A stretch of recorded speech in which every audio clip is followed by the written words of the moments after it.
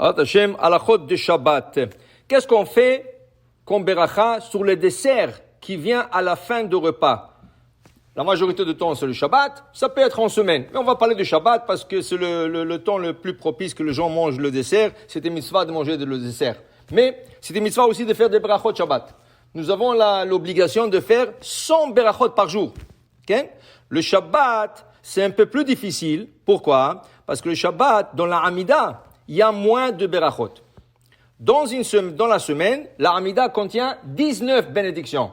Donc, si tu fais tous les 3 prières, Arvit, Shachrit et Mincha, tu as déjà 55 berachot. Mais le Shabbat, tu as seulement 7 berachot dans la Hamida.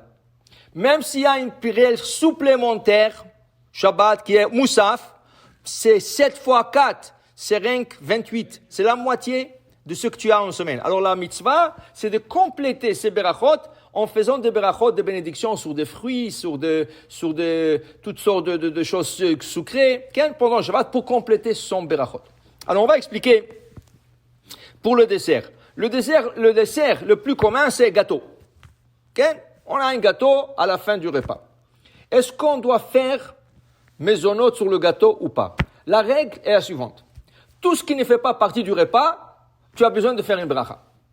Donc, automatiquement, tous les desserts, normalement, devraient avoir une bracha à la fin du repas. Seulement, vous allez voir, c'est pas si évident. Parce qu'il y a des desserts qui vont être inclus dans le pain. La bracha du pain à moti, ils vont être inclus.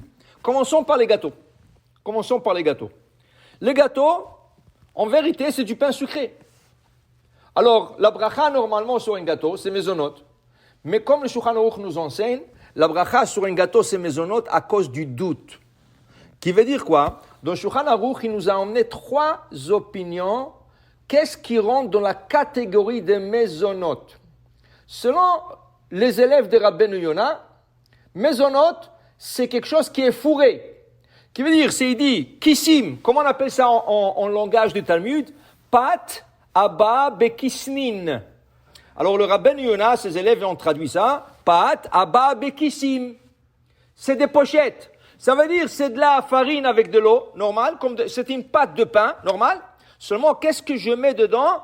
Je mets dedans de Rachidi, egozim, ushkedim, vetzimukim. Il met dedans des fruits secs qui sont sucrés et il fait des petits gâteaux de ça, des petits Danish, des choses comme ça. Ça, c'est mezonot. Okay? Selon les élèves de Rabbeinu Yonah.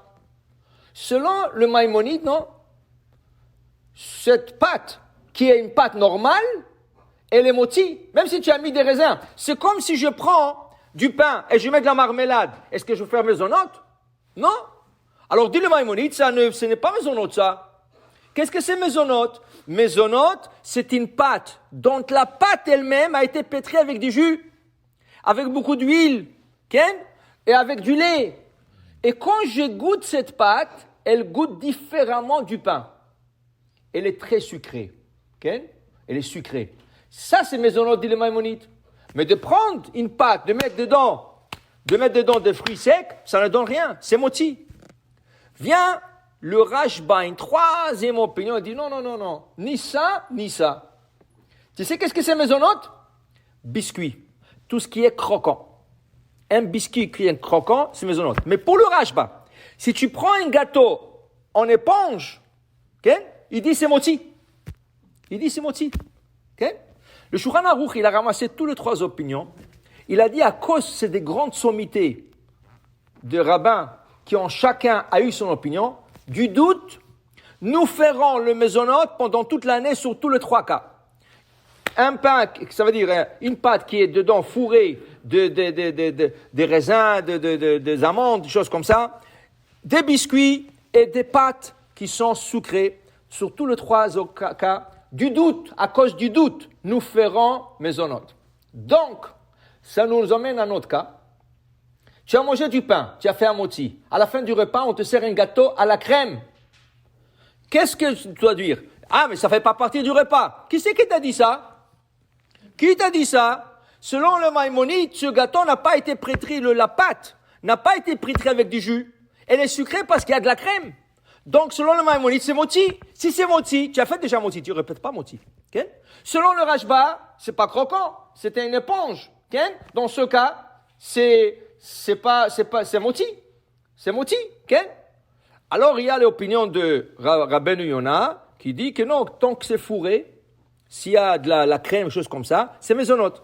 À cause que il y a 2 sur 1 qui disent c'est moti, je ne peux pas faire un mésonote. Parce que 2 rabbins me disent c'est moti, tu as déjà fait moti, tu ne peux pas. Okay? Donc, c'est un problème de faire mésonote sur un gâteau qui vient à la fin du repas, parce que tu rentres dans un grand doute. Est-ce qu'on fait ou on ne fait pas? Alors le Rav Yosef suggère que le gâteau, le dessert, on le sert après Birkat Hamazon. Tu fais Birkat Hamazon, et après Birkat Hamazon, tu fais un mésonote, et tu fais la michia si tu as mangé une bonne quantité. Ça c'est pour tout le sujet des gâteaux et des biscuits qui vient à la fin du repas.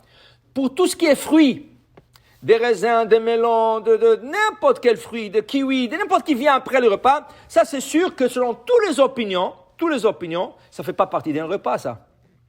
Donc, si on te sert un plateau de fruits à la fin du repas, avant Birkat Hamazon, tu feras Boré Priya Etz, Boré Priya Adama. Sur une cantaloupe, tu feras Boré Priya Adama. Sur des raisins, tu feras Boré Priya Etz. Parce que ceux-là ne sont pas inclus, ils ne sont pas inclus dans le repas.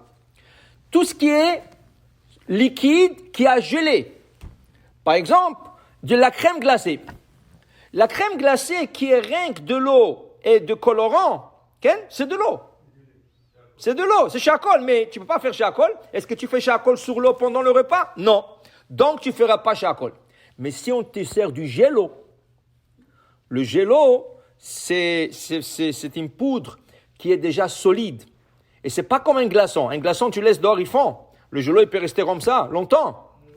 Dans ce cas, sur le gelo, tu feras charcoal à la fin du repas. On te donne un morceau de chocolat.